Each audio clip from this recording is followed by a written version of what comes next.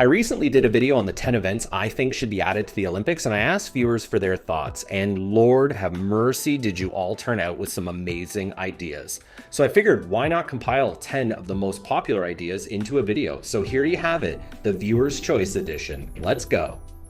Number 10, Ultimate Frisbee. This is technically referred to as Ultimate, not Ultimate Frisbee, but I wanted to make the heading clear for all. Frisbee is a registered trademark of the Whammo toy company, so it's just called Ultimate. For those of you who want to see this in the Olympics, I have good news for you. It's already officially recognized by the International Olympic Committee, and it's eligible for the 2028 Olympics, though decisions are TBD. Unlike a lot of sports, pretty much every sport, this one is self-officiated, even at the highest levels. That's right, no referees. I wonder if they'd change that for the Olympics. I'm betting they would. And unlike a lot of sports, we actually know the who and when around the invention of this sport. It was developed in 1968 by Joel Silver of Maplewood, New Jersey.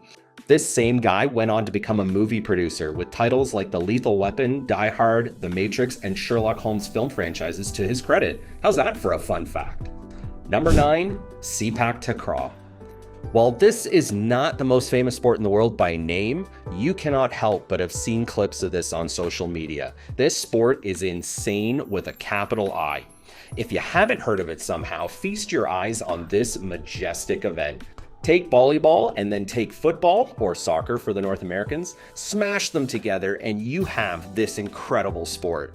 It's played with a ball made of rattan or synthetic plastic, and players, usually 2 or 4 players per side, can only use their feet, knees, chest, head, or shoulders to touch the ball and get it over to the other side. This sport is super popular in Asia, especially Southeast Asia, and it's actually considered the national sport of Malaysia. Good call, citizens of Malaysia. Since it's a social media sensation, there's already a global-based building for this, even if only a few nations currently are competitive in it. So I'm with the viewers on this one. I'd love to see it in the Olympics someday soon. Number 8, 25-kilometer swimming marathon. You know what? If running can have a marathon of its own, why not swimming? I think that's only fair.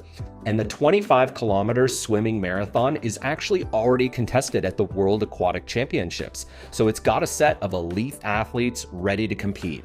This event is truly Olympic ready, like they could probably drop it in on a whim if they wanted to. I personally believe it would be great to have more open water swimming events like this. I think the pool is great for many of the events, no issues at all, but there's something about being out in the elements that adds an extra layer of intrigue and excitement and strategy to the event. I love it. And for those like me who were wondering how long this would take to complete, it's roughly around 5 hours. At least that was the winning time at the 2022 World Aquatic Championship. Geez Louise, 5 hours. I'm exhausted thinking about it. Hey folks, just a quick pause here from me. Since I got so much great feedback from viewers before, I wanted to get your thoughts on what sorts of videos I can do next. We're having a blast doing this Olympic stuff, but once the games are over, do you have any suggestions on what kind of content you'd like to see from Lameless? Let me know in the comments below. I'm thankful in advance for your thoughts. All right, back to the list. Number 7, powerlifting. Okay, time for me to be a little dumb. I had assumed this was already in the Olympics, but boy, howdy was I wrong. There is plenty of weightlifting already in the Olympics, that's for sure, and it's growing in popularity around the world. So what gives? Why isn't powerlifting in the games? The only reason I could come up with for this to be excluded is the issue of performance-enhancing drugs, which has been a common problem in weightlifting over the years, and perhaps the IOC is worried about that element since there's a bit of a reputation for PEDs by powerlifters. But I still fail to see how that should hold this back from being included, as PEDs have been an issue in many sports, and I thought that was the whole point of the strict drug testing done by the Olympics. I feel like there's a way to make this work, so I'm on board with powerlifting joining the fun. Number 6, 4x800 meter relay. This is the first of 2 track and field relays on my list here today. This one is the 4x800 meter relay. It wasn't really specified in the comments if this should be a mixed gender relay or have separate ones for men and women, but regardless, it's a great idea. There is some momentum building for this one as well, as the 4x800 meter relay joined the list of World Championship events in 2014 as part of the IAAF World Relays. The world records for both the men and the women have stood for a long time in this format, mainly because not enough attention's paid to it. A Kenyan team set the men's mark in 2006, and the women's world record is actually held by a Soviet Union team from way back in 1984. That's wild. I feel like those world records would fall mighty quick if this was given more attention and training, and adding it to the Olympic program would do just that. Number 5, 50-meter backstroke, breaststroke, and butterfly. So I put all three of these together in a joint category, and I gotta say these make so much sense. How can there be a 50-meter freestyle event in the Olympics and variations of 100 meters and up for all of these already, but no 50-meter versions? It's nuts to me, and apparently to viewers as well. The shorter swimming events are an absolute blast to watch. It's like the sprints in track and field, so even the viewers would get a kick out of these events as much as the athletes. And moreover, these formats are already included in some national, regional, and world competitions already, so a base is in place for these to join the games. So come on, IOC, unless you can present us with a good reason these should be excluded, please put them in. They'd be so much fun. Number 4, downhill mountain biking. So fortunately, we already have a kinda sorta version of this in the Olympics, cycling mountain bike, which made its debut at the 1996 Olympics in Atlanta. But what viewers called for was a little bit more of the two-wheeled off-roading. The specific request is for downhill mountain biking, and I am totally behind that idea. This is effectively just the summer equivalent of an alpine downhill skiing event, so it's not without a comparison. Not the best comparison, but kind of. There are several formats of mountain biking, but only the cross-country version is included in the Olympics, and I think that's just weird. I can understand the inclusion of just one format as a trial to see how it does, but given that this has been in the Olympic program for nearly 30 years, I think the trial is over and it's been proven successful. And given that mountain biking continues to grow as an amateur and a professional sport, alongside the huge spectator value to a downhill format, I hope this one gets into the game soon. Number 3, futsal. If I'm being honest, I'm embarrassed I left this one off the original video. That is my bad, friends. That was a huge mistake. For those of you who aren't familiar with this sport, it's like football/soccer, but with a few tweaks. It's mainly played indoors on a hard court. There's 5 players a side, and it's played with a smaller, harder, lower bounce ball. And it needs to go into the Olympics for a few reasons. First, it's fantastic to watch. Super exciting for both players and spectators alike. Second, it's quickly growing in popularity around the world for both men and women, which is a huge plus for the IOC.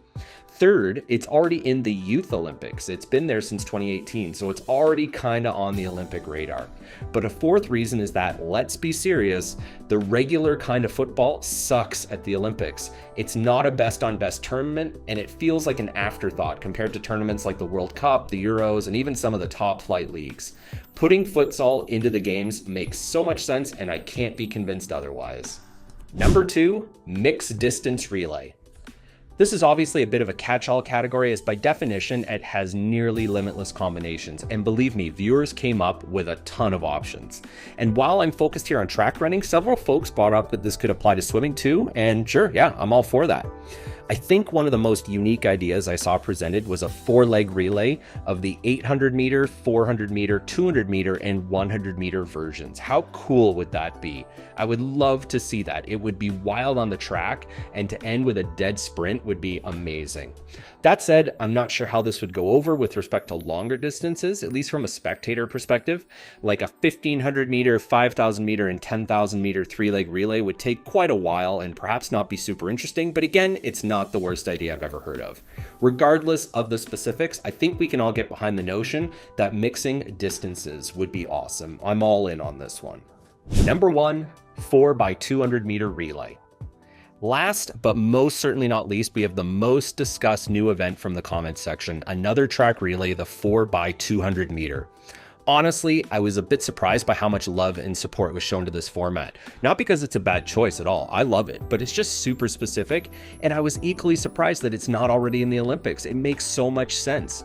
And this is because not only do we have a 4x400 meter relay already, but also we have the 4x100 meter relay, both on the men's and women's sides, and it's one of the most exciting marquee track races of the entire Olympics. The 4x200 meter format would fit in so nicely alongside alongside the 4x100 and 4x400, which already exist. And further supporting this, the 4x200 meter is indeed a world record eligible event in track already, and it's being competed at the championship level and for quite some time now, specifically in the IAAF World Relay. So it's already got a base laid. So I am officially calling on the IOC to get their act together and get this one into the games pronto. Well, there you have it. That's today's list. And credit where credit is due, you viewers absolutely nailed these events. Well done. While the comment section of YouTube videos is not always a happy place, I love what we've accomplished here together. So thank you for all your ideas. Hugs and kisses, friends. See you next time.